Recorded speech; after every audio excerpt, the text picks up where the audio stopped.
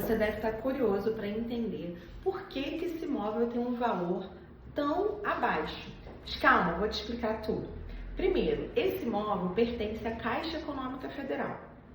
Por que a Caixa está vendendo o imóvel?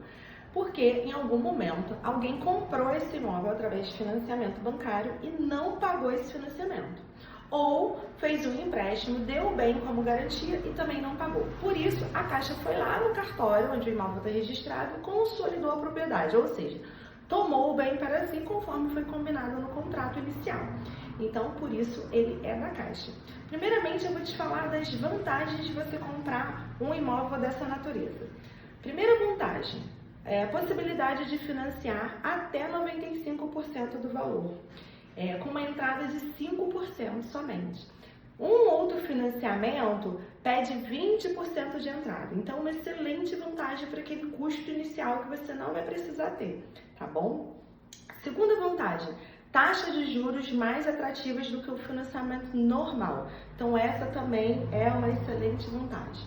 Terceira vantagem, o preço abaixo do valor de mercado, ele é vendido mais barato do que se fosse vendido no financiamento normal.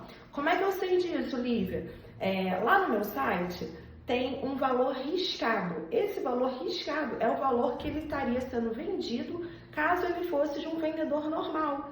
Caso você compre e repasse para outra pessoa, tá? Essa informação é passada para a gente pela Caixa, tá? E aí você vai ter um super desconto, tá? No meu site também, se você quiser ver as informações lá do site direto do site da Caixa, você clica em Tour, tem lá fotos, Tour, vídeo, você clica em Tour e no Tour você vai ser direcionado ao site da Caixa e você vai ver outras informações, tá bom? A documentação é toda ok, tá? Se tiver dívida de taxa de incêndio, aquela taxa do bombeiro, condomínio, IPTU, a Caixa quita todas e você recebe o imóvel totalmente quitado, ok? Agora, te falar das desvantagens, né? Então, a gente não tem mais fotos, infelizmente.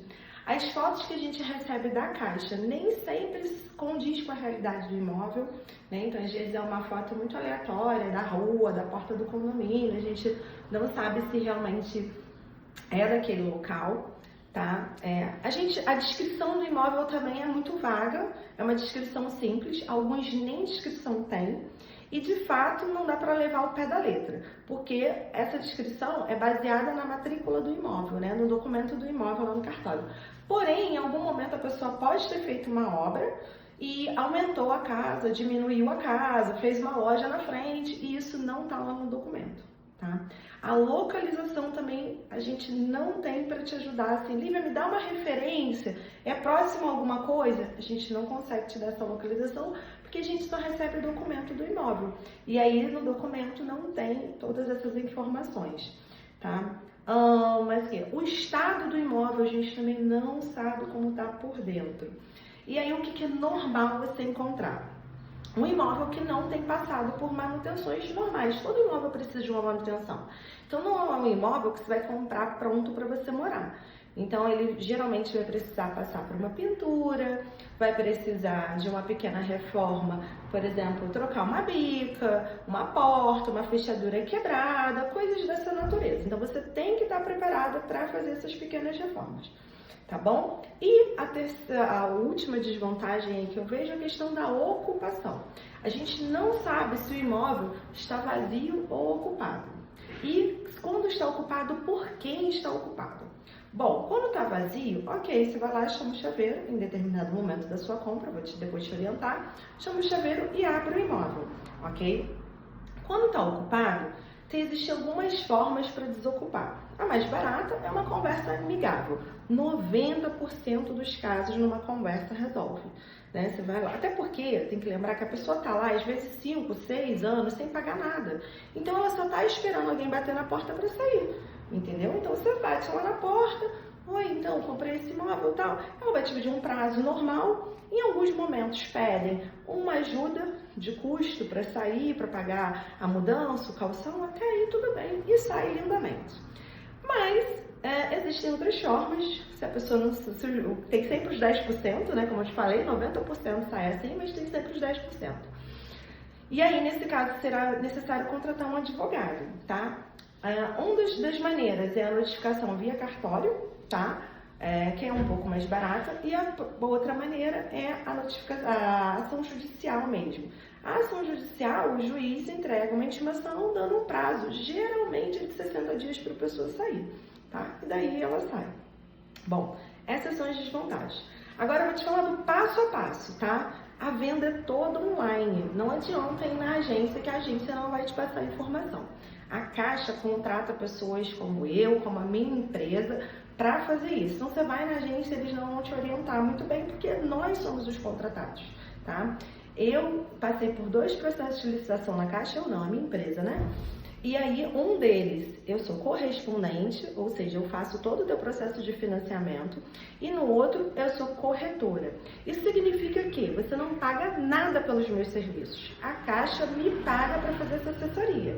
Então, se você entrar no site e fazer sua compra online sozinho, não colocar o meu crédito, ok, mas você não vai ganhar nenhuma assessoria. Você vai ter que fazer TBI, registro, levantar os débitos, tudo sem nenhuma ajuda. Se você colocar o meu Cresce, né, um corretor credenciado como eu, você não paga nada mais por isso e ainda vai ter toda a assessoria, tá bom?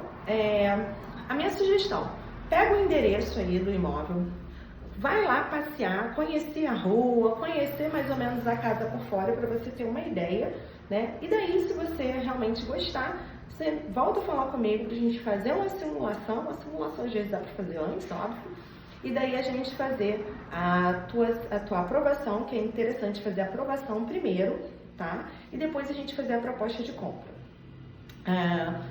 Fazendo sua proposta de compra, vai sair um boleto dos 5% da entrada ou do valor que você colocar lá. Esse boleto tem que ser pago em até 2 dias, à vista. Não dá para financiar, não dá para parcelar, tá? E aí a gente vai providenciar o teu contrato de financiamento ou a sua escritura, se for à vista, e depois você vai ter os custos com o registro do imóvel, que é os custos de transferência do bem. Esse custo, qualquer compra que você fizesse, você teria. Então, você vai pagar o imposto lá na prefeitura e o registro do imóvel. Isso dá em torno, mais ou menos, de 8% do valor do imóvel. Em média, não dá para dizer que é aquilo mesmo. Se o imóvel for muito barato, isso sobe um pouquinho. Se o imóvel já for mediano, já é mais dentro desse percentual. Tá? Depois que a gente passar por esse processo de pagar as taxas, o registro, aí que a gente vai falar da posse, tá? E aí, na posse, primeiro a gente vai tentar amigável, no amor. Se não der certo, aí tem que contratar um advogado. Não dá para falar preço de advogado, porque cada um tem o seu preço, tá? Mas a gente aqui na nossa empresa tem uma equipe de assessoria jurídica especializada nisso e a gente pode te orientar, eles podem te orientar, mas você pode procurar o seu advogado também, tá bom? Bom, espero ter sanado todas as suas dúvidas e qualquer coisa, se ainda ficou alguma dúvida, você fala comigo, tá? E a gente vai tentando aí te ajudar, tá bom? Um abraço!